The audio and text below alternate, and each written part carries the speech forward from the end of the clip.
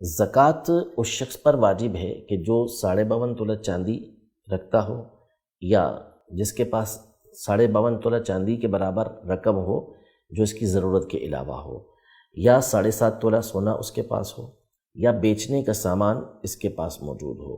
तो इस सूरत में इसके ऊपर ज़कात वाजिब होती है। या ये थोड़ी सी चीज़ें मौजूद हैं, कुछ सोना है, कुछ रकम है, कुछ चांदी है, कुछ बेचने का सामान है। अब मिलाते हैं तो मिलाने के बाद पता चलता है कि 52.5 तोला चांदी की रकम ये बन जाती है। तो फिर इस सूरत में इसको ज़कात देना होगी।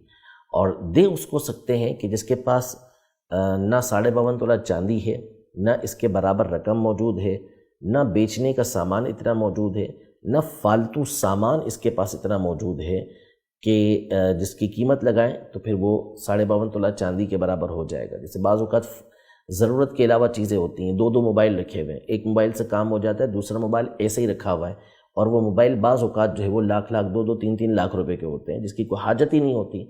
2 मोटरसाइकिलें रखी हुई हैं, 2 कारें रखी हुई हैं, एक से ज़रूरत पूरी हो जाती है, दूसरी की कोई ज़रूरत नहीं है। तो अब ऐसी जो चीज़ें हैं इनकी मौजूदगी के अंदर इसको ज़कात दे नहीं सकते। अगरचे कि इन चीज़ों के ऊपर ज़कात लाजिम नहीं होगी क्योंकि बेचने की चीज़ें नहीं है, लेकिन ज़रूरत के अलावा हैं, ज़ायद हैं, तो ऐसी सूरत में ऐसे शख्स को ज़कात दी नहीं जा सकती। इसी तरह किसी के पास सोना 7.5 तोला से कम है, लेकिन ज़ाहिर है कि वो 52.5 तोला चांदी की रकम के बराबर हो जाता है, तो उसको भी ज़कात नहीं दे सकते।